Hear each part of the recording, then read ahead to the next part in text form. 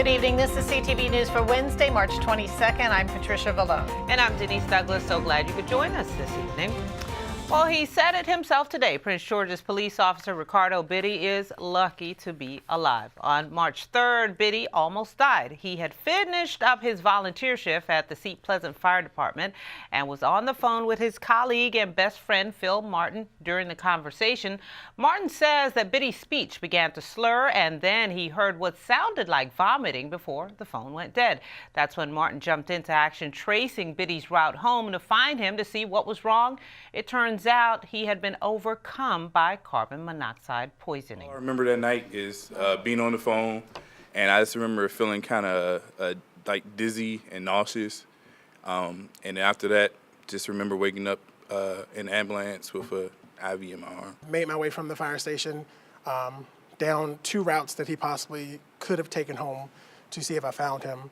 And I arrived to his house. I found him unresponsive in his cruiser. I pulled him out of his cruiser and tried to stimuli his chest. And then I notified our public safety communications of what I had found and exactly where we were. You know, if it wasn't for him, I don't know what would have happened. I just want to say thank you to all the officers, as well as the fire MES that responded out that evening.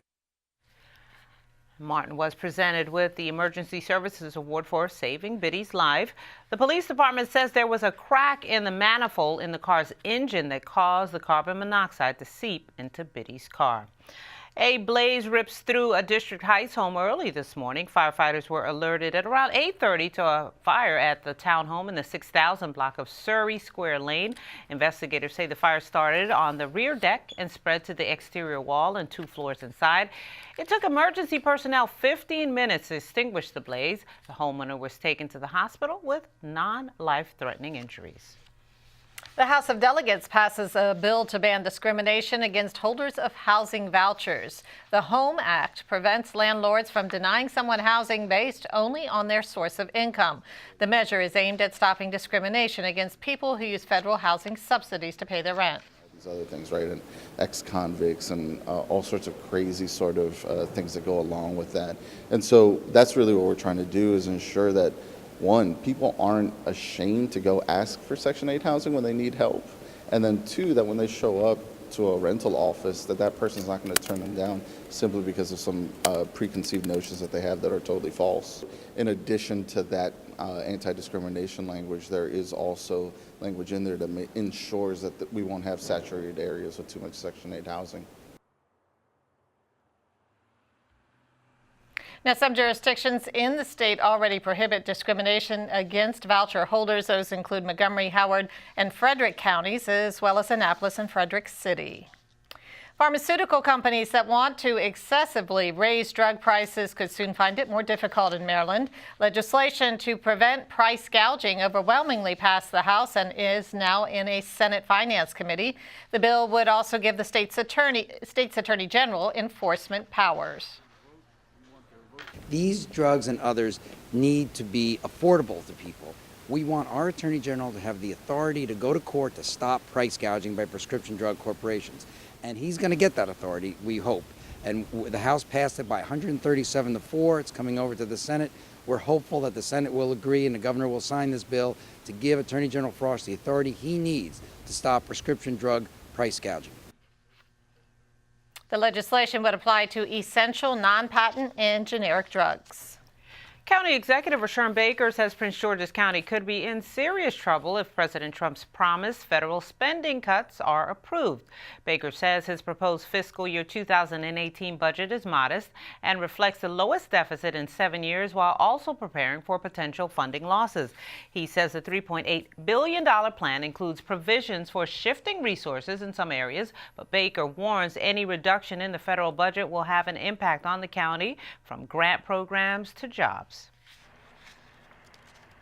Our economy is based on the federal government, whether it's people directly working for the federal government like they do in the county, or it's contractors who contract with the federal government.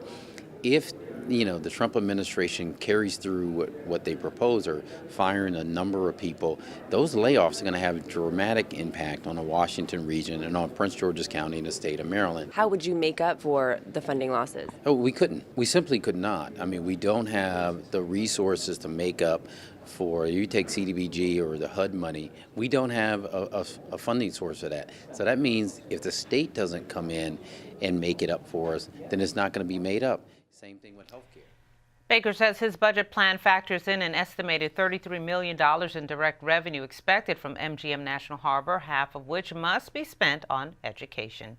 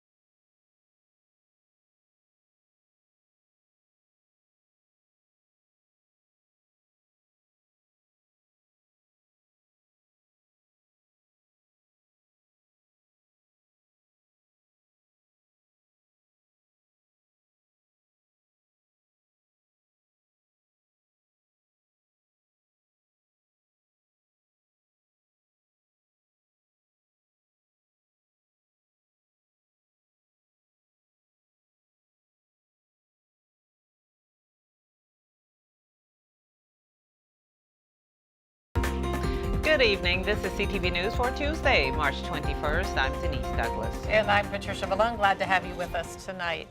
Well, as Republicans and Democrats wage budgetary battles from Capitol Hill to the state capitol in Annapolis, some local officials find themselves in the middle. Seat Pleasant Mayor Eugene Grant is waiting to see how a number of issues, including health care, will play out. Like so many others, he knows the decision over the Affordable Care Act will have a major impact on his community. For me, as a local elected official representing, almost 5,000 residents, that has a population of 21% of our population are senior citizens, hearing programs like Meals on Wheels being cut is going to adversely affect many of our senior citizens in our community. We also need to make certain that money is appropriated for the regional medical center. We need to make certain that we're standing together and standing strong to ensure that the governor puts as a priority those dollars for our Prince George's Regional Medical Center for Prince George's County residents. And the American Health Care Bill is scheduled for a vote on the House floor this week. An emergency bill to create a Metro Safety Oversight Commission makes its way through the General Assembly. The Federal Transit Administration announced in February that it would hold millions in transportation dollars from Maryland, Virginia, and the District of Columbia until the three jurisdictions adopt an interstate compact to supervise safety on the rail system. This is legislation that all three jurisdictions have to pass: Maryland, Virginia, and the District of Columbia. We have two jurisdictions that have already passed it, so Maryland just has to pass the identical bill, and it's working its way through the General Assembly. It's passed the House, and the House bill is now in the Senate. It would basically create a safety oversight board that has more teeth than the old system that we had. And this is something that the federal government has told us that we have to do, or we're going to be at risk of losing federal transportation funds. A hearing on House Bill 119, which establishes the Washington Metro Rail Safety Commission, was heard today in the Senate Finance Committee.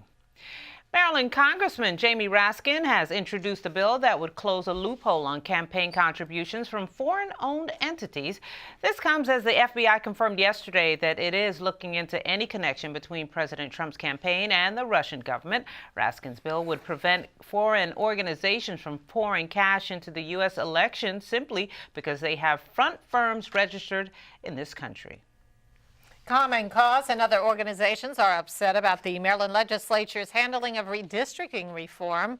A House committee voted down the governor's proposal to end gerrymandering in the state for the second year in a row yesterday, saying it was unconstitutional.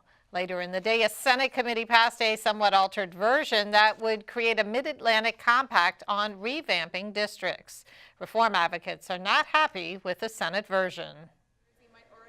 We're very disappointed in the activity over the last day and a half. What happened is that incredibly strong substantive policy reform that was put forth by a bipartisan commission was killed in the House Rules Committee, and the Senate committee decided to instead move a piece of legislation that arguably will never take effect. So what we've really seen here is politics being put ahead of policy, and Marylanders are the ones who lose out. The second reading of SB 252 will be heard on the Senate floor tomorrow.